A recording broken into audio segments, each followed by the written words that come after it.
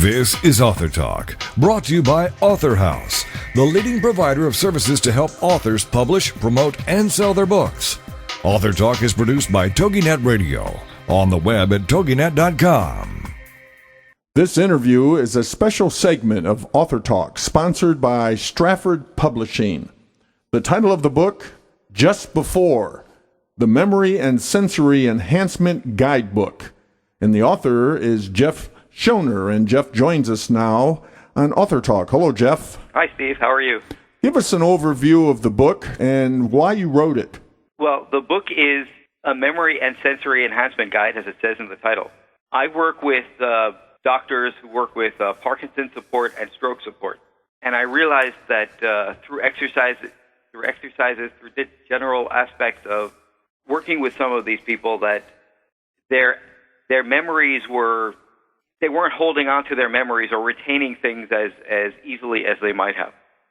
So with the help of my wife, we came up with really it's both a workbook and a playbook that helps people recall information, helps them recall their own experiences, and then in a real sense kind of takes them through time.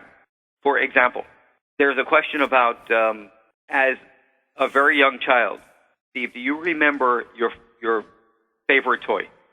Do I remember? Yes. My favorite toy.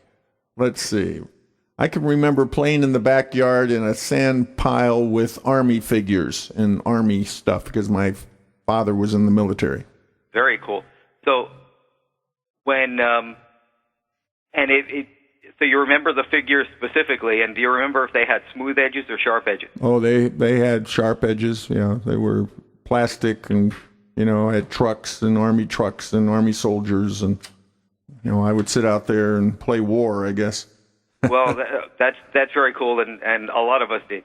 I had my own set also. I also had a Civil War set, but that's a whole other thing. It's kind of interesting because, first of all, it's probably been a very long time since you've even thought of that. Oh yes, I mean, if you hadn't, I wouldn't have think of that unless somebody asked me. Exactly. Now, if I asked you when you were in your teens or in your early 20s, did you have a favorite toy? Well, the first thing that comes to mind, I don't know if you call it a toy, but my skis, because I skied a lot. Cool. So one of the questions in the book around that is it the same toy? Ah.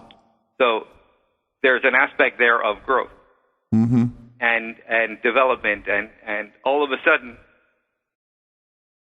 while you were thinking about the Army guys, and now you're thinking about the skis and the different ski experiences you had, and it just kind of wakes up your mind. And if I were to ask questions around, like the first time you went skiing, and some of the things you felt, some of the things you saw, some of the things you heard, it kind of wakes up different areas of your brain. Right. Yeah. Well, right now I'm thinking about how afraid I was going the first time skiing. I remember, thinking I was going to hurt myself.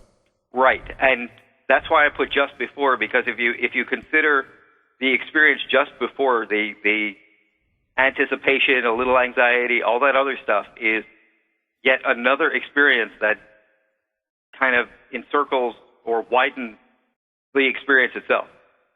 When you figure I was skiing the first time like 1955. oh man, those bindings were... Yeah, exactly. And you're going up rope toes and you're falling down, the rope's dragging you up the slope, that kind of stuff. Yeah, I have my own stories for that too.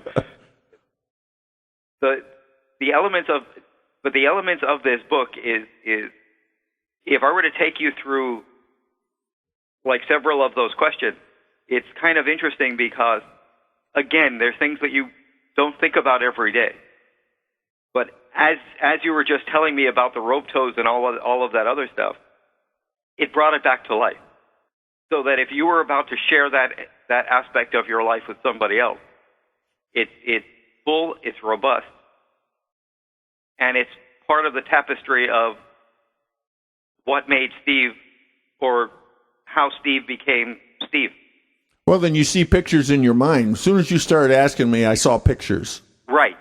when I also asked you about what did you hear, I'm sure when you first got on, you heard the motor the motor of the tow rope, maybe the shush of your skis, the crunching of the snow. Exactly. The cold. So now, yes. Right. You felt the cold, so it's the kinesthetic of the cold. It's the crunching of the snow, so it's the auditory component.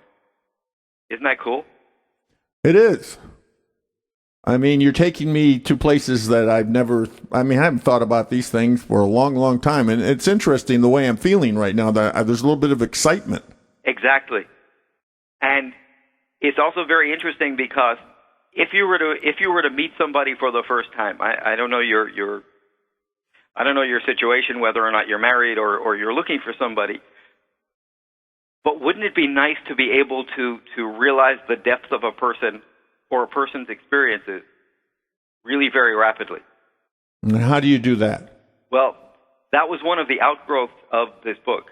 We didn't know that we didn't know this at the time, but it's a really fun book for singles. It's not just elements of conversation, but it's real slice of life stuff because it's their life. It's a great family book because you can go to an uncle, you can go to a grandmother and ask certain questions and get answers and learn